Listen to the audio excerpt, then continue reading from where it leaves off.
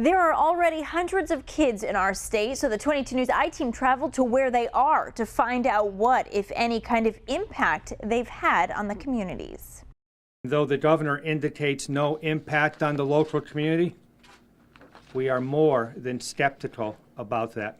After Governor Patrick proposed Westover in Chicopee as a potential site to shelter undocumented children, the mayor and community started to consider what it would mean for them. But the 22 News I-Team discovered you don't have to go far to find the answer. Federal officials say in the past 2 years, nearly 800 children from 3 Central American countries, Honduras, Guatemala, and El Salvador, traveled through Mexico and into America and have now been released to sponsors in Massachusetts. Lynn has seen 248 new students from Guatemala in the last 2 school years.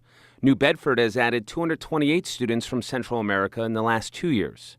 Chelsea has added 285 Central American students since July. The 22 News I-Team went to Chelsea and spoke with their city manager. We have a different type of kid than people in the western part of the state or down in the Cape are potentially going to see. The kids that we're seeing aren't kids that are being relocated here by the federal government.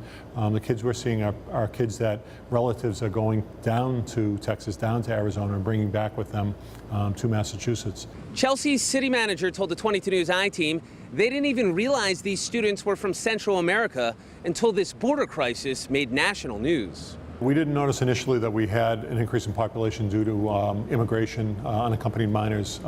We were searching for answers as to why we were seeing an increase of our population.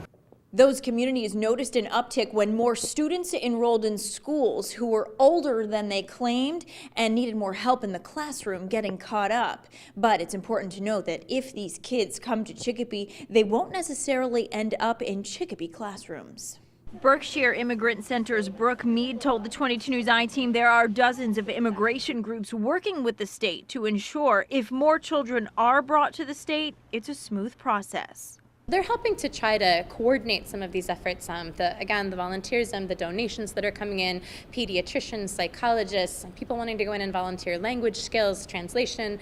She said the children will get legal representation and immediately be put through the deportation process. And if some stay, they'll be carefully placed in appropriate communities. The 22 News I-Team also dug deeper to see how much Massachusetts taxpayers are paying to support some immigrants who are here right now. Not all can be traced because many support themselves, but you can see our findings online at WWLP.com. I'm Laura Hutchinson working for you with the 22 News I-Team.